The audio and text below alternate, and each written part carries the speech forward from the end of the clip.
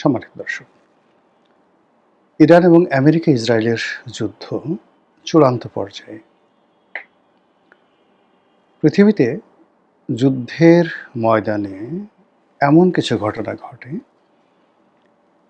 সেই ঘটনার ফলে একটা জাতির অস্তিত্ব বিলীন হয়ে যায়, একটি দেশের মানচিত্র চলে যায়, কোন একটি জনগোষ্ঠী পৃথিবীর বুক থেকে হারিয়ে যায়, সভ্যতা বিলীন হয়ে যায় এবং নতুন একটা সভ্যতা গড়ে ওঠে। এই ধরনের যুদ্ধ যখন হয়, ইংরেজিতে এটিকে বলা হয় ডিসাইসিভ ব্যাটেল। এই ইরানের মাটিতে একটা সময় এরকম একটা ডিসাইসিভ ব্যাটেল হয়েছিল, দ্য ব্যাটেল অফ গাওগেমেলা। পারস্য সম্রাট তৃতীয় দারায়ুস আর আলেকজান্ডার দ্য গ্রেট। আবার তৃতীয়, চতুর্থ, প্রথম, দ্বিতীয় 4টা যুদ্ধ হয়েছিল, পিউনিকের যুদ্ধ, ডিসাইসিভ ব্যাটেল। এরকম অনেক কিছু আছে যেটা পৃথিবীর সকল কোর্স অফ অ্যাকশন পরিবর্তন করে দেয়। ভারতের যে সকল যুদ্ধ ডিসাইসিভ ব্যাটেল, তার মধ্যে পানিপথের যে প্রথম যুদ্ধ, এটিকে বলা হয় ডিসাইসিভ ব্যাটেল। ভারতের ইতিহাস মানচিত্র পরিবর্তন করে দিয়েছে। তো এখন এই শতাব্দীর মধ্যে যতগুলো যুদ্ধ হয়েছে, আপনি বোঝার চেষ্টা করুন, এই শতাব্দীতে কিন্তু দুটো মহাযুদ্ধ হয়েছে। প্রথম মহাযুদ্ধ, দ্বিতীয় মহাযুদ্ধ, that is also decisive battle. কিন্তু প্রথম মহাযুদ্ধ এবং দ্বিতীয় মহাযুদ্ধের চাইতেও ইরান এবং আমেরিকার এই যুদ্ধটি, এটি মোর ডিসাইসিভ। এর কারণ হলো যে আমরা শিক্ষা, সভ্যতা এবং উন্নয়নের যে চরম শিখরে পৌঁছে গেছি, বিজ্ঞানের যে সর্বোচ্চ আধুনিকায়ন, আমাদের মধ্যে এখন যেভাবে আর্টিফিশিয়াল ইন্টেলিজেন্স কাজ করছে, যেভাবে সামাজিক যোগাযোগ মাধ্যম কাজ করছে, যেভাবে মিলিটারি যে টেকনোলজি কাজ করছে, এটি এই পৃথিবীতে কখনোই ছিল না। আর এই সব প্রযুক্তি, সকল টেকনোলজি একত্রে সম্মিলিতভাবে এই যুদ্ধের ময়দানে প্রদর্শিত হচ্ছে। এক পক্ষ অপর পক্ষকে ধ্বংস করার জন্য সব কিছু ব্যবহার করছে। 2 নম্বর হলো যে আমাদের জীবনের এই মুহূর্তে যত উপকরণ রয়েছে, we have a huge safety measures. আমরা এখন বাংকার তৈরি করতে শিখেছি, আবার আমাদের পরমাণু বোমা আছে। আমরা হাজার হাজার মাইল দূরে বসে একেবারে নিখুঁতভাবে আমরা ক্ষেপণাস্ত্র ছুঁড়ে কোনো একটা বিল্ডিংয়ের 100 তলার কোনো একটা রুমের মধ্যে একটি বৈঠক চলছে শত্রুপক্ষে, সেই বৈঠকে গ্রেনেড ছুঁড়ে সেখানে নিখুঁতভাবে সবাইকে মেরে ফেলতে পারি।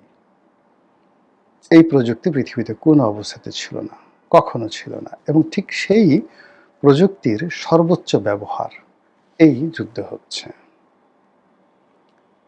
দ্বিতীয়ত হলো যে এই যুদ্ধের দুটো পক্ষ, ইসরায়েল এবং আমেরিকা, তারা মনে করছে যে তারা সুপার সুপার সুপার পাওয়ার, এর চেয়ে তার বড় পাওয়ার হতে পারে না। তারপরে যেটা হলো, আর অন্যদিকে ইরান, তারা গোপনে নিজেদেরকে এতটা সুসজ্জিত করেছে, এতটা প্রস্তুত করেছে যে তারা রণাঙ্গনে তাদের যুদ্ধ নৈপুণ্য প্রদর্শন না করা পর্যন্ত পৃথিবী বুঝতে পারেনি, পৃথিবীবাসী বিশ্বাসই করতে পারেনি যে ইরানের পক্ষে যুদ্ধ করা সম্ভব। আমেরিকা হাজার হাজার কিলোমিটার দূরে থেকে এখনও দম্ভ দেখাচ্ছে। তারা মনে করছে যে ইরানের বহু শীর্ষ জেনারেলদেরকে মেরে ফেলা হয়েছে, ইরানের বহু ঘর বাড়ি, না হলেও 50,000 ঘর বাড়ি ভবন মাটির সঙ্গে মিশিয়ে দেওয়া হয়েছে। ইরানের কিচ্ছু নেই। ডোনাল্ড ট্রাম্পের ভাষায় তাদের নেভি নেই, নৌবাহিনী নেই, তাদের বিমান বাহিনী নেই, তাদের বিমান নেই, তাদের সেনাবাহিনী নেই, ক্যান্টনমেন্ট নেই, সব কিছু আমরা ধ্বংস করে দিয়েছি। কাজে আমরা যুদ্ধে জয়লাভ করেছি। কিন্তু ওই ধ্বংসস্তূপের মধ্য থেকে হঠাৎ করে ৪,০০০ কিলোমিটার যে পাল্লার ক্ষেপণাস্ত্র বের হয়ে আমেরিকার দিয়াগো গার্সিয়া যে দ্বীপ ভারত মহাসাগরে সেখানে আক্রমণ চালাচ্ছে। আমেরিকার যে বড় বড় রণতরী, যে রণতরীর কাছে কোনো ক্ষেপণাস্ত্র যেতে পারে না বলে আমেরিকা গত ৭০ বছর ধরে পৃথিবীকে ভয় দেখাচ্ছে যে আমাদের এই রণতরীর ধারের কাছে কোনো যুদ্ধবিমান আসতে পারবে না, কোনো মাইন আসতে পারবে না, টর্পেডো আসতে পারবে না, কিছু আসতে পারবে না, জ্বলে পুড়ে ছারখার হয়ে যাবে। আর এই রণতরী পারমাণু যুদ্ধের সেই বিমূর্ত প্রতীক। এখানে সর্বাধুনিক শত শত প্লেন উঠানামা করতে পারে, এখান থেকে গ্রেনেড ছোড়া যায়, এখান থেকে মাইন ছোড়া যায়, এখান থেকে ৮,০০০ শূন্য যে কোনো স্থলভূমিতে নামিয়ে যুদ্ধ করা যায়।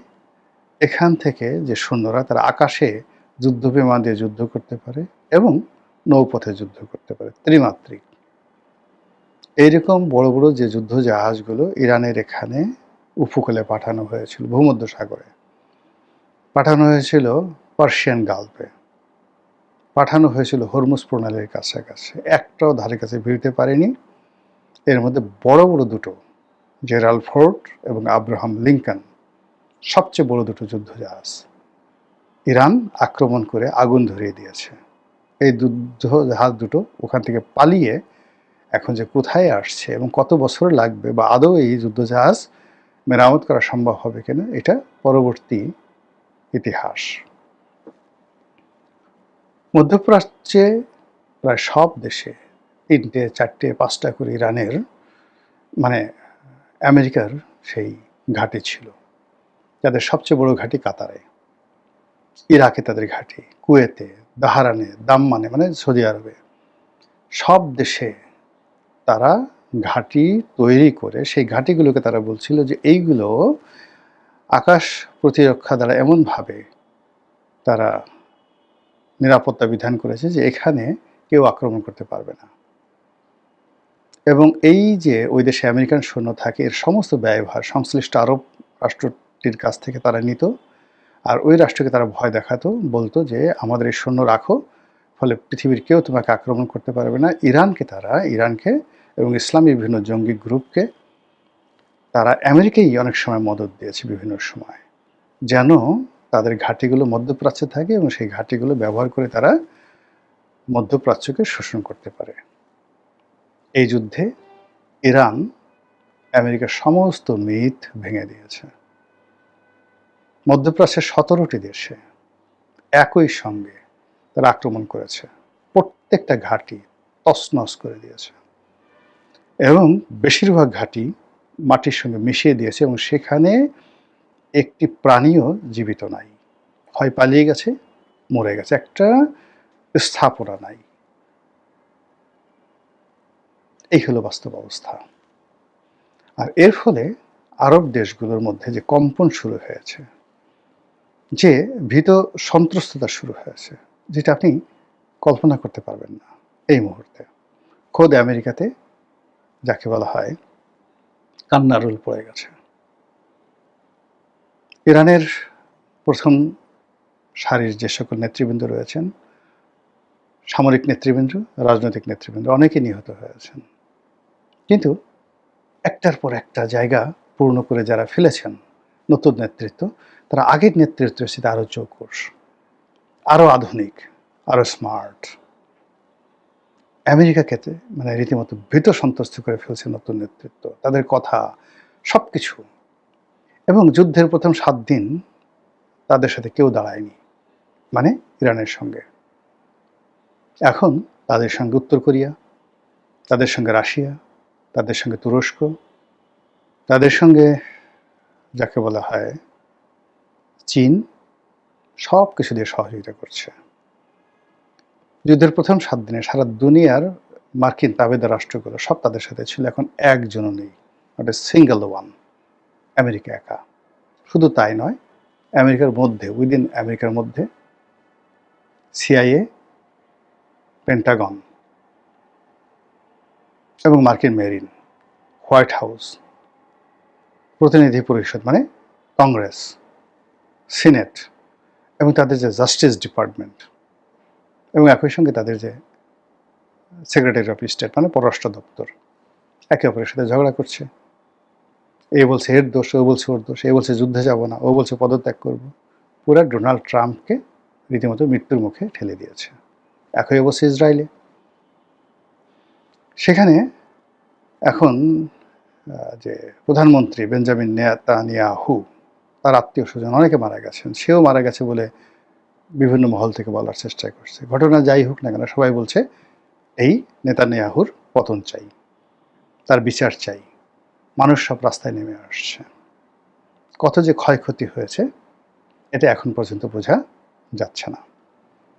তারা বিভিন্ন সময় স্থল অভিযান করত, কিছু হলেই তারা গাজাতে ঢুকে পড়তো, কিছু হলেই তারা লেবাননে ঢুকে পড়তো। এবারও লেবাননে ঢুকে পড়ছে, কিন্তু ঘোড়ার ডিম কোনো কাজ হচ্ছে না। এখন ভয় যে উল্টো হামাস এবং যাকে বলা হয় হুতি, তারপর হিজবুল্লাহ, তারা যদি সম্মিলিতভাবে ইসরায়েলে সামরিক অভিযান চালায়, স্থল অভিযান চালায়, পুরো ইসরায়েল খালি হয়ে যাবে। লক্ষ লক্ষ মানুষ ইসরায়েল ছেড়ে চলে গেছে। এই অবস্থায় বলতে গেলে নাকে খত দিয়ে আমেরিকা হাত জোড় করে ভিক্ষা প্রার্থনা করছে শান্তি চুক্তির, যুদ্ধবিরতির। ইরান বলছে হবে না, পার্মানেন্ট কিছু করতে হবে, তার জন্য আমাদের 5টি শর্ত আছে। আর অন্যদিকে শান্তি চুক্তির জন্য তারা 15টি শর্ত দিয়েছে আমেরিকা। ইরান বলছে একটা শর্ত মানি না, আমাদের 5টা শর্ত মানতে হবে। শর্ত নম্বর 1, মধ্যপ্রাচ্য থেকে চলে যেতে হবে। শর্ত নম্বর 2, যুদ্ধের ক্ষয়ক্ষতি দিতে হবে, যা আমাদের ক্ষতি হয়েছে। শর্ত নম্বর 3, আমাদের উপর যত অবরোধ আছে, যা কিছু সব তুলে নিতে হবে। শর্ত নম্বর 4, ভবিষ্যতে এই ধরনের কোনো যুদ্ধ হবে না, এজন্য তৃতীয়, চতুর্থ, পঞ্চম যে রাষ্ট্রগুলো রয়েছে তাদের মধ্যস্থতায় এই চুক্তি স্বাক্ষরিত হবে। এইভাবে 5টি শর্ত, বোঝার চেষ্টা করুন। এর বাইরে এই যে হরমুজ প্রণালী, যেটাকে তারা একটা ইন্টারন্যাশনাল রুট হিসেবে প্রথম দিন থেকে তাদের নিয়ন্ত্রণ ছিল, কিন্তু ইন্টারন্যাশনাল রুট হিসেবে এটাকে তারা স্বীকৃতি দিয়েছিল এবং এটার উপর তারা কোনো লেভি নিত না। এখন লাইক পানামা খাল, লাইক সুয়েজ ক্যানাল, এগুলোর মতো বা বসফরাস প্রণালী, এগুলোর মতো এই হরমুজ প্রণালীর উপর তারা এখন লেভি বসিয়েছে। যে জাহাজগুলো যাচ্ছে, বড় বড় ট্যাঙ্কার জাহাজগুলো, বলছে যে $20 লাখ আগে পেমেন্ট করতে হবে, তাও ডলারে না, চীনা মুদ্রা ইউয়ানে পেমেন্ট করতে হবে, করে তারপর এখান থেকে যেতে হবে। এবং সেইভাবে অনেক জাহাজ সেই হরমুজ প্রণালী পাড়ি দিচ্ছে। এবং বিশ্বের 20% তেল পরিবহনের যে রুট, এই রুটের উপর দিয়ে যে জাহাজগুলো চলাচল করে, তার উপর যদি এইভাবে সুয়েজ ক্যানালের মতো তারা ট্যাক্স আদায় করতে পারে, ইরানের আর কিছু করা লাগবে না। ফলে বুঝতে পারছেন যে ইরান এইটাই যে যুদ্ধ, এই যুদ্ধ কীভাবে ডিসাইসিভ হয়ে যাচ্ছে।